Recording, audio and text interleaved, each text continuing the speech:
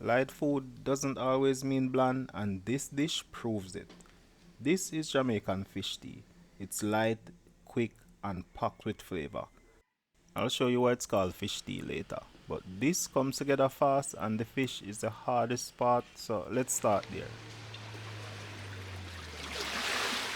For a traditional Jamaican fish tea, the ocean surgeon fish, or as Jamaicans call it, the doctor fish, is typically used. It's a reef fish that has a bit more collagen and a stronger fish flavor. On its own, it's a fishy fish, but simmered with bold Jamaican flavors, it turns into a clean, light, but deeply flavorful broth. It's best had freshly caught, but it's not something you'll usually find in supermarkets. Even in Jamaica, it's mostly ignored unless it's for fish tea. Even though I couldn't get any, Dr. Fish is the fish of choice, but grunt, parrotfish, and other small reef fish are commonly used.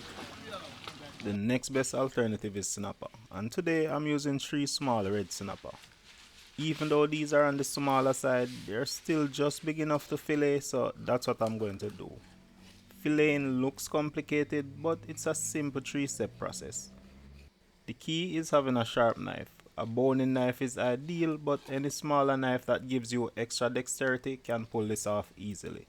First, you want to slice just behind the head, then make a superficial cut along the dorsal fin from the head to the tail. Once you have that shallow cut, just slice the fillet off using the spine as a guide. You want to get as close to it without cutting through. And that's our fillet. Typically, fish isn't filleted for fish tea. It's usually small whole fish that can't be filleted anyways. When I was little, I had a few bad run-ins with fish bones, so we are not doing that today.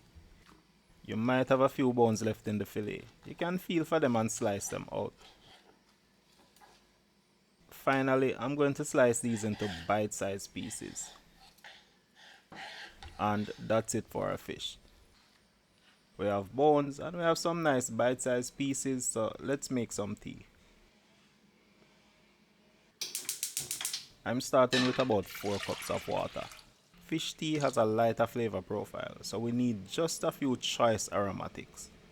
That's half of an onion diced, 3 cloves of sliced garlic, a teaspoon of whole dried pimento or allspice, about an inch of ginger smashed. Ginger pairs really well with fish. It's one of those ingredients that when the right amount is used, you can't pinpoint that there's ginger in it, but it adds so much depth to the flavor. A whole scotch it to get those flavors going early, and finally we can add our fish head and bones.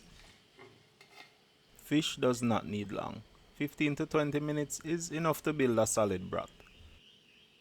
Once done, I'm going to remove the bones.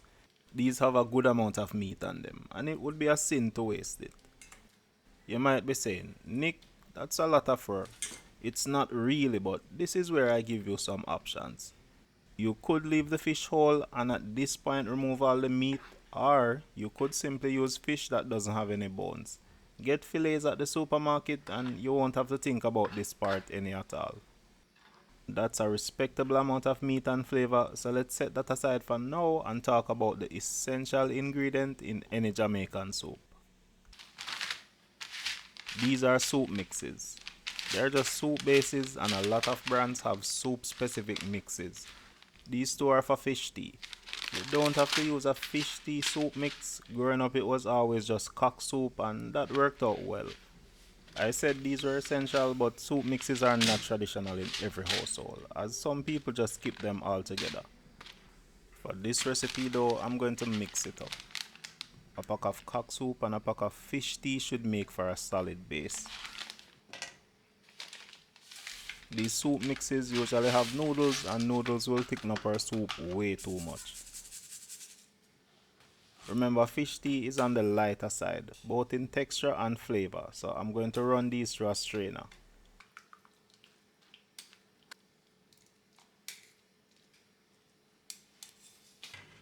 That ginger has done its job, so I'm just going to take them out. Our soup base is solid, so it's now time for the veggies.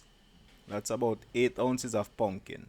For other Jamaican soups, this goes in early to break down and add texture, but for fish tea, I don't want that. Next up, we have one medium diced carrot. There's a long list of other veggies we can add to this. Yam, green banana, chocha are just a few, but I'm keeping it tight. One key ingredient I'm adding though are spinners. Spinners are super simple dumplings we add to soups and stews. I used 2/3 cups of all-purpose flour and gradually added water to form a dough. Once you have a dough, just pinch off a small piece and rub it between your palms to form the spinners. Simple, easy, straightforward and delicious. These will also thicken your soup, so be mindful of that. The aroma of this is just getting more and more intense. Next, I'm just going to let that simmer until the veggies are cooked. Alright, let's give this a taste to see how we're doing. That's good, but it will get much better before we are done. It's coming together nicely, but this next part goes quick, so let's dive in. We can now add those bite-sized pieces of sinapa. These will cook in no time, so we add them as late as possible. We have okra. Personally, I like to add mine later so it's a bit less slimy, but okra is key in any Jamaican fish dish. It's finishing up, so let's get in some fresh aromatics with 2 stalks of chopped scallion. A whole fresh scotchy for that scotch bonnet aroma, but you can break it to get in some extra heat. Fresh thyme, because dry thyme is a scam. We can now add back that meat we pulled from the fish bones earlier. That's a lot of flavor. This is a bit too thick for me, so I'm adding about a cup of water. Fish tea is usually lighter, but I like a little viscosity. Looks like I missed a bone. Imagine how crazy this would be if I didn't fillet and debone the fish. I'm going to let this simmer for a few minutes just to wake up those fresh aromatics we added last. And once that's done, I like to finish with some freshly ground black pepper. That black pepper flavor complements this dish really well. That is it. This has a clean, spicy, aromatic smell that just pulls you in. Can't wait to dig in. Since we're having tea, it's only right that we use a mug. Nice. A big benefit of filleting the fish and adding it later is that we get great flavors from the bone, but we also get to have perfectly cooked, tender chunks of meat.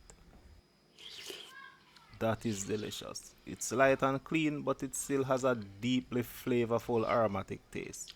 Usually fish tea is served with sour citrus like lime or lemon to cut through the fishiness, but this is not fishy at all. Neat, but why do we call this fish tea? In Jamaica we call most hot drinks tea. Coffee tea, cocoa tea, Milo tea. Once it's hot, it's tea. But tea isn't just a drink, it's also medicine. There's a running joke that tea is your granny's solution to everything. Headache, tea, stomach ache, tea, broken leg or cancer, tea. At this point, tea can probably fix anything. And fish tea fits right into that idea. It's light, it's nourishing, and it's something you drink, especially when you're not feeling your best. That's just my guess, but maybe you have something different, so tell me about it in the comments. I am Nick, and this has been delicious. Shout out to our patrons who keep the kitchen cooking. Thank you for watching. Bless up, and I'll catch you in the next one.